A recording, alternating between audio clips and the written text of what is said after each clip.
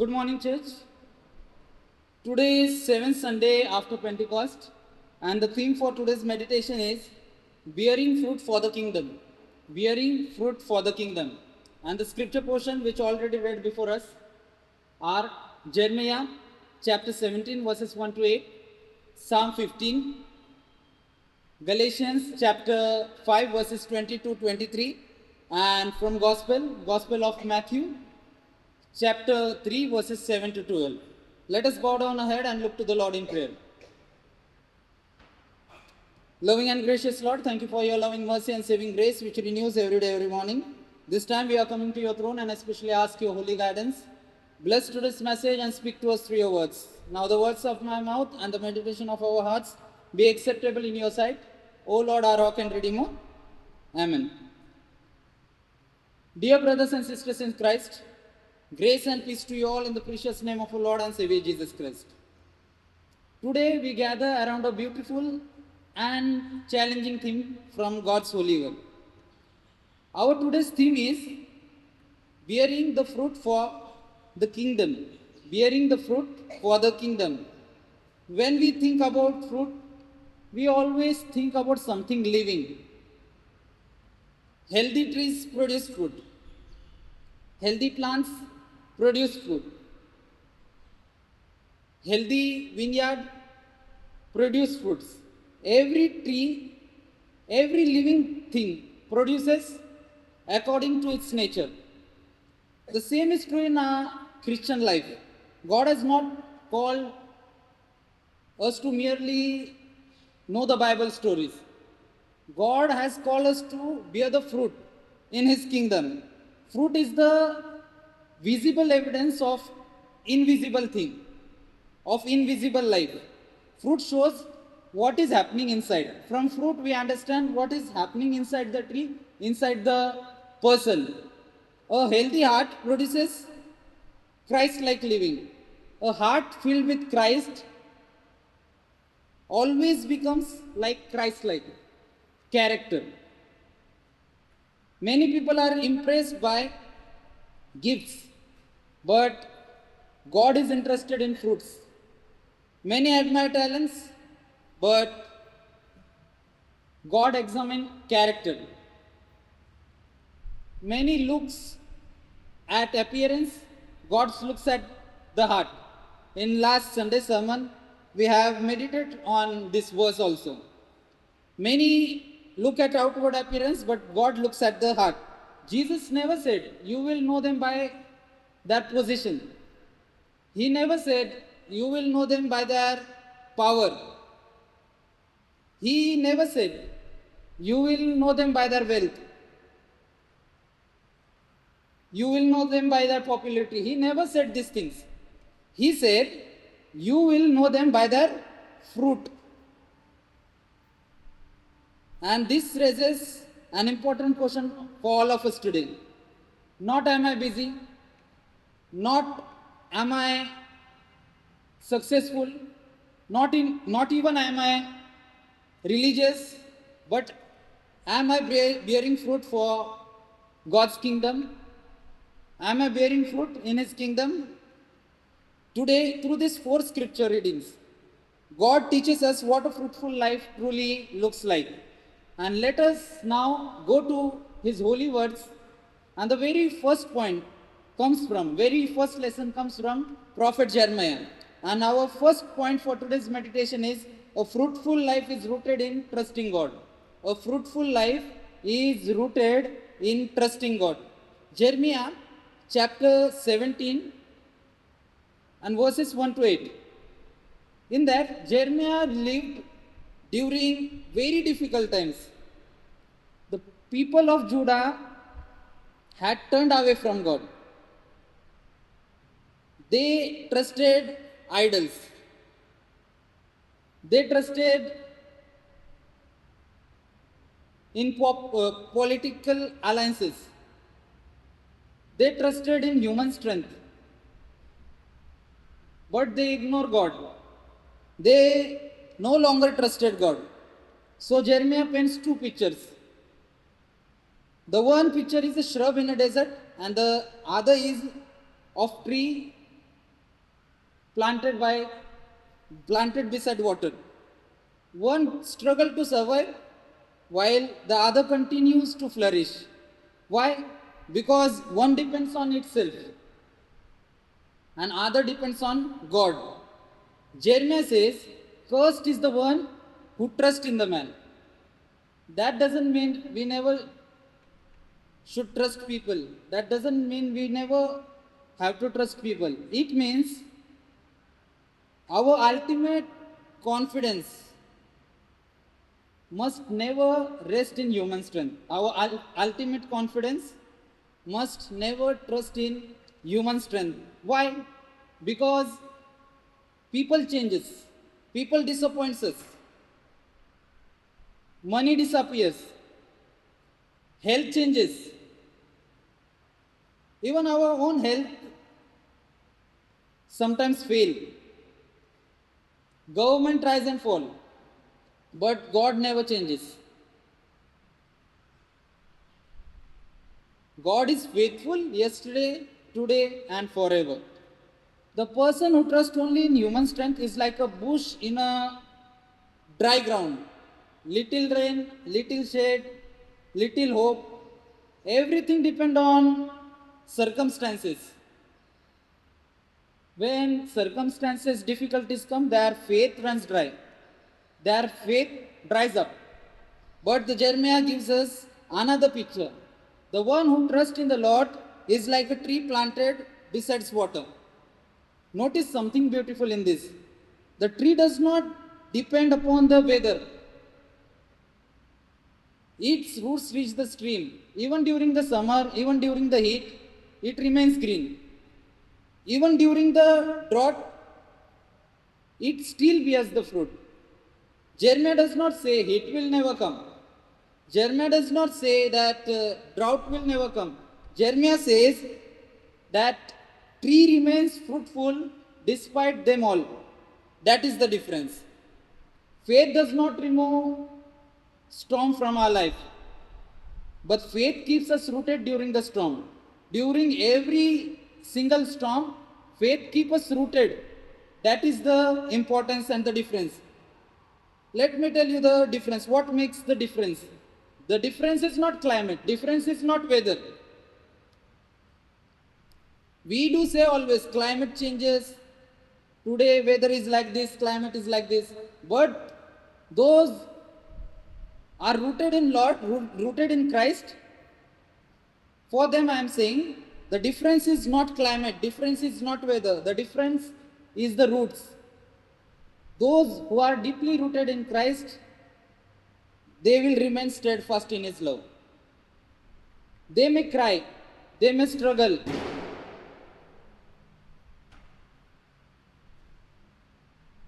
they may not understand everything what is happening in their life, yet they still trust in God because their roots are deeper than their circumstances. Jeremiah teaches us that fruitful lives have deep roots, but deep roots always produces a good character, visible character. That is exactly what psalmist is trying to teach us. And to understand this, let us move to the second point. And the second point is a fruitful life reflects the holy character. A fruitful life reflects the holy character. Psalm 15, in that, David begins with one very important question. Lord, who may dwell in your sacred tent? Who may live on your holy mountain? He is asking like this. In simple words, David is asking, Lord, what kind of person lives close to you? And God's answer is surprising. He does not talk about wealth. He does not talk about education. He does not talk about something very big thing. God talks about character. David says, the one who walks with God means walks honestly, speaks the truth, keep promises, doesn't get into gossips, doesn't harm others, and especially live with integrity. These all things. And these all things are not great miracles.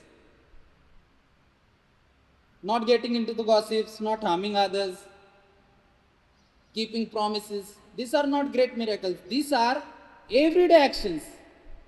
Every day we go through this thing. So, from this, we understand God is interested in our daily life, in daily living. Anyone can act holy for 1 hour on Sunday. Anyone. But God sees us on Monday morning and every day. Every day He sees us. Not only appearance, but inside too. Our heart too. He sees how we speak with our family, how we treat our friends, how we treat our neighbors, and especially how we treat with those people who cannot help us. He do see these things. That is the spiritual fruit where grows. Here I would like to give one small practical example. Have you ever sent a WhatsApp message to a wrong person? The moment you press send, you realize, oh, that wasn't for them. And sometimes we try to delete it quickly, and sometimes we are fast enough to do that. But sometimes the other person has already read it, and that time we feel there was a button called undo forever, but there is not. Words are like that. Once they leave our mouth, we cannot pull them back. We may say to that person that that was not for you. I was upset, I was angry, I was only joking. But other person may remember those words for years, years and years. That is why David says in Psalm 15 that the person who desires to dwell in your presence, means the person who desires to dwell in God's presence, is one who speaks the truth from his heart.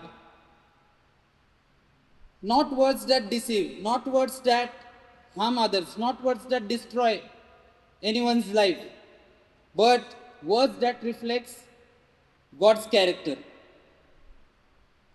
We live in a world where words are often very cheap. Why I do say this? Because people make promises they never intend to keep. People say one thing in private and another thing in public.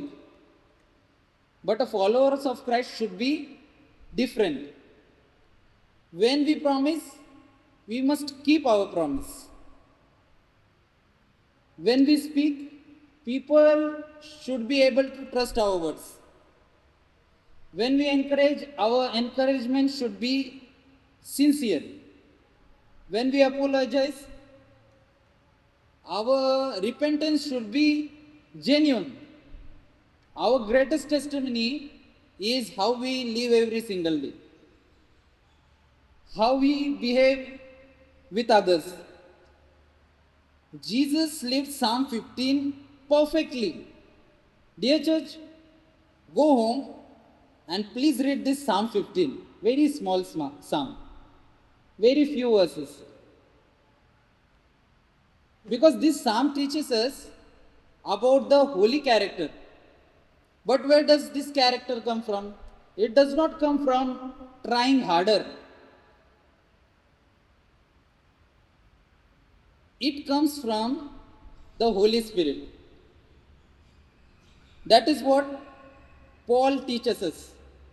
And to understand this more deeply, let us move to the third point. And the third point is the fruit of the Christ shows that Christ lives in us. The fruit of the Christ shows that Christ lives in us. Galatians chapter 5 verses 20 to 23. In that, Paul first speaks about the works of the flesh. Things like jealousy, anger, division, selfishness, These attitudes break the relationship and also pull us far away from Almighty God. But then Paul gives us a beautiful picture. That picture is of fruit of the Spirit: love, patience, kindness, faithfulness, goodness, gentleness, self control. These all things. Notice something very beautiful.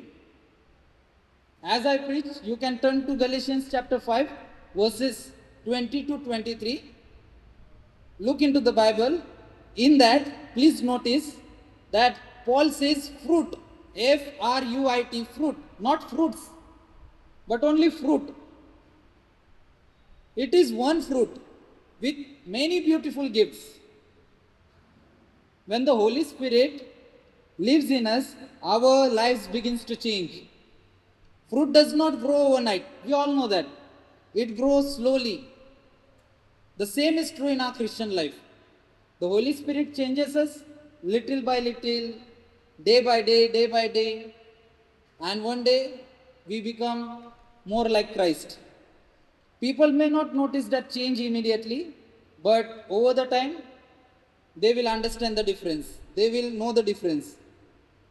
Today, the real question is not how long have I been a Christian? The real question is, am I becoming more like Christ? Do my family, friends see self control in me, love in me, kindness in me? Fruit is not fruit by the words, fruit is seen, seen in our daily lives, in everyday living. Holy Spirit produces good fruit in every believer. But John the Baptist gives us serious warning. God is not looking for leaves alone. He is trying to tell us this thing. God is not looking for leaves alone. He is looking for the fruit, the real fruit. And to understand this, let us move to the fourth point. And the fourth point is God looks for fruit, not just religion. God looks for fruit, not just religion. Matthew chapter 3, verses 7 to 12. In that, John the Baptist welcomed the crowd. He welcomed the crowds, but he challenged their hearts. He said, produce fruit in keeping with repentance. Produce fruit in keeping with repentance. In simple words, John was saying, don't just say you have changed. Let your behavior, your life show it. Real repentance always produces real fruit. See, anyone can come to church. Anyone can carry a Bible. Anyone can call themselves a Christian. But God is looking for something more. He is expecting something more. He is looking for a life that is changing day by day. Fruit is not what we see. Fruit is how we live. When we keep our trust in God, when Jesus changes the heart, our words becomes gentler. Our lives begin to reflect Christ-like character. From the Bible, I would like to share one illustration. Do you remember Nathaniel from the Bible? His friend told him, we found Messiah from the Nazareth. Nathaniel replied, can anything good come out of Nazareth? Sometimes we also very quick to judge. We say that person will not change, nothing good can happen there. Such type of words. But after meeting Jesus, Nathaniel didn't keep arguing.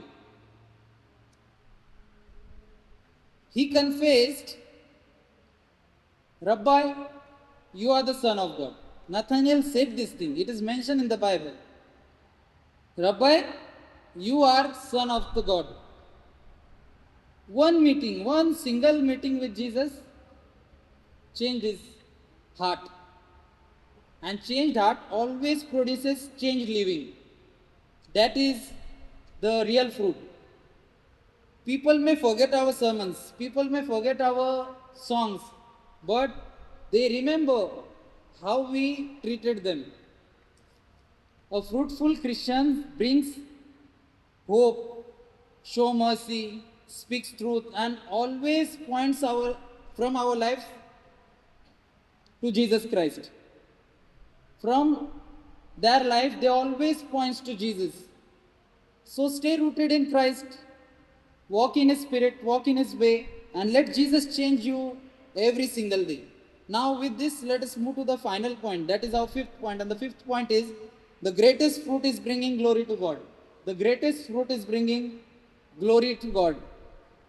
At the end of the day, fruit is not about making ourselves look good. Fruit is about bringing glory to God. God is blessing us so that we can bless others. When people see love, faith, hope, kindness, this kind of things in our behavior, they should see Christ in us. And our life should say, what a wonderful Savior is. So let us remain connected to Christ, bear much fruit, and live every day for God's glory. Today, God's word has spoken to each one of us today. Jeremiah says, stay rooted in God. Psalmist says, live with integrity. Paul says, walk in His Spirit. Walk on His way. And John the Baptist says, bear fruit worthy of repentance. Bear fruit worthy of repentance. The question is not, am I Christian? The question is, am I bearing fruit for God's kingdom? Let us ask ourselves today, am I bearing any fruit, any quality of that fruit in me? Remember, God is not looking for perfect people. Always keep this thing in mind. In my sermon, several times I have repeated this sentence. God is not looking for perfect people. God is looking for willing hearts that is connected to Jesus Christ. Because when we live close to Jesus Christ, fruit will come naturally. Naturally, fruit will, 100% it will come.